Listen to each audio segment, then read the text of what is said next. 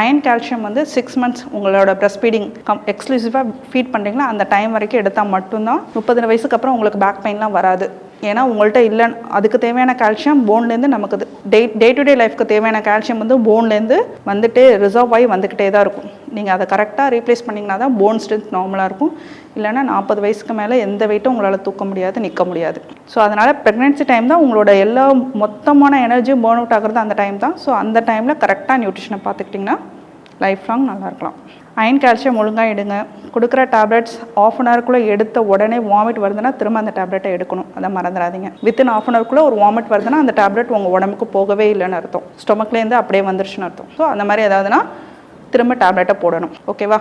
அயனும் கால்சியமும் சேர்த்து எடுத்துடாதீங்க. அயனும் கால்சியமும் ஒரே மாதிரி ஒன்று உள்ளே போனால் இன்னொன்று உள்ளவே போகாது. ஸோ ரெண்டுத்தையும் ஒரே டைமில் எடுக்காதீங்க. Vitamin C, Lime juice, citrus அது மாதிரி கண்டென்ட்டோட சேர்த்து எடுத்து அப்சர்வ் ஆகும். கால்சியம் அந்த மாதிரி எதுவுமே தேவையில்லை. அதேமாதிரி அயன் டெஃபிஷியன்சி இருக்குன்னு சொன்னாங்கன்னா சொல்கிறாங்களோ இல்லையோ அயனோட சேர்த்து ஃபோலிக் ஆசிடும் சேர்த்து எடுங்க. சரிங்களா?